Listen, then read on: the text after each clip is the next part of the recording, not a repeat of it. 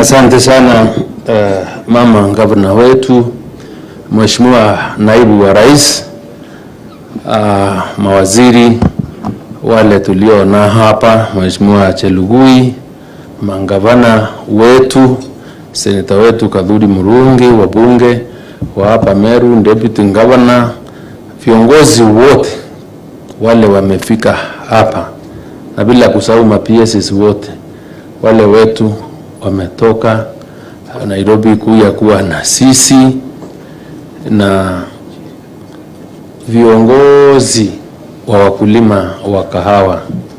Bwana asifiwe. Bwana asifiwe tena.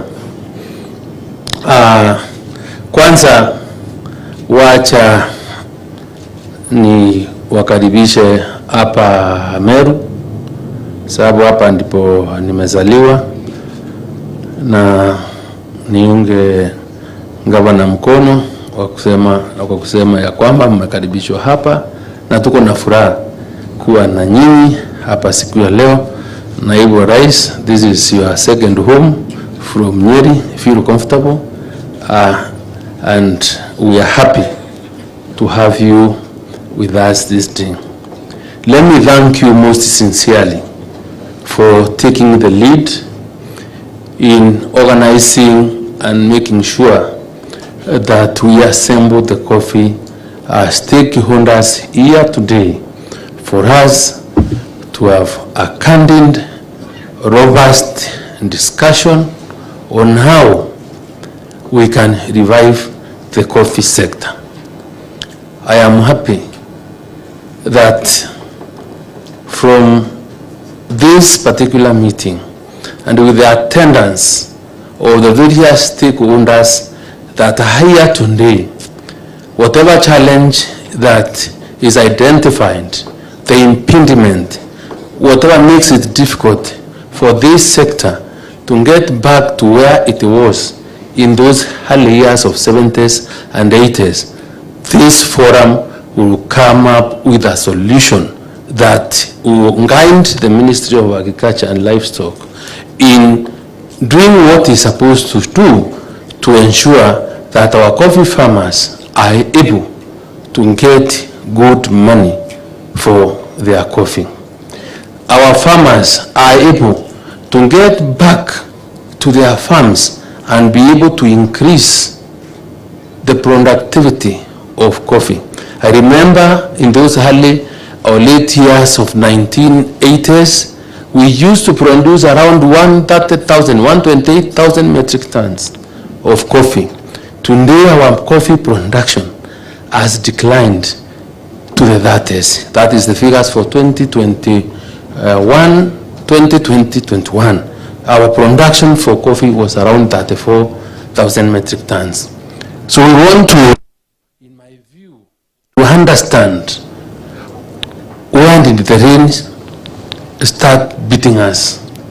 We want to understand from this forum what is it that government can do so that we are able to get back our coffee, our farmers, give them best value for what they do. I want to believe and share some experience, Your Excellency, that most of the leaders that are seated with us here today are products of the money that came from coffee. The people that we have in most offices, their fees in one way or another must have been paid by a cooperative society. I must confess that when I was in school, we would only take that slip showing how many kilos of coffee that you had delivered to a certain cooperative society, and your school fees would be guaranteed. You will not be chased away from school, and you will get education. That is how coffee was organized. That's how most of the people were able to get to school. But how we lost it, I am happy to be sitting here with my officers from the Ministry of Agriculture and Livestock to listen to the coffee farmers that are sitting here, to the leaders of the various cooperative societies that are with us here, to give us our share ideas on how we can do it better. And I want to say that we are not in a hurry. We want to listen to you, and in the spirit of our constitution, and that whatever we think or whatever we want to do on behalf of the people, we must always consult and have the participation of the people. So this coffee conference here in Meru today gives us an opportunity to extensively engage the coffee farmers and the coffee stakeholders in coming up with homegrown solutions of the challenges and the problems that face the coffee sector. If it is about the legislation, if there is any area that is weak, we have the members of parliament that will do what is required of them to pass the right legislative proposals that will come out of a recommendation of this forum, so that we are able to have the necessary force of law to implement the growth of the coffee sector. It is not in doubt that agriculture is an evolved function. I'm happy that my partners that we work so closely with, who are the governors, are all represented here. And I'm happy that the governors are here. We work quite closely. We want even to engage more, so that we are able now, out of the solutions that are made from this conference here in Meru, we will be able to pick out what is required of each part of government, whether it's the national or the county government, to be able to bring back our farmers to the farms, what we can be able to do to ensure there is high yield, there is quality of the coffee that we require, that will be able to fetch us good markets for our coffee. But I want to believe that from this forum, we will be able to have a solution of the challenges that have faced the coffee sector for a long time.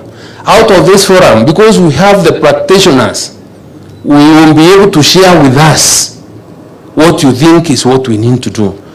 As the technocrats from the ministry, I want you people from the ministry and the AFA to open your ears and listen. Today is not about the theories or what we think in offices is what can be done. We have the practitioners, we have the people who practice farming who can be able to tell us. We have the cooperative we have the cooperative leaders who aggregate coffee, who know what the problem is. Let us open our minds. Let us open our ears. Let us listen to them. Let them tell us what they want us to do, so that we can get our coffee sector back to track. Your Excellency, allow me to thank you so sincerely for organizing this forum. Out of this forum, my work becomes easier. And I am so happy as the implementing agency of the recommendations that will come from this forum. We will do it to the letter. We will do it for the best interest of the people. And because I know, just like most of members, one member mentioned, if there are any cartels, I don't think there is any cartel that can be able to fight the deputy president and the president, because these are the drivers of this agenda. So with those very many remarks, let me say I want to end there and ask my good friend, the Minister for Cooperatives, Mr. Chelugui, to come and say a few words as well. Karibu Mheshimiwa Chelugui, Minister Cooperatives. Asante.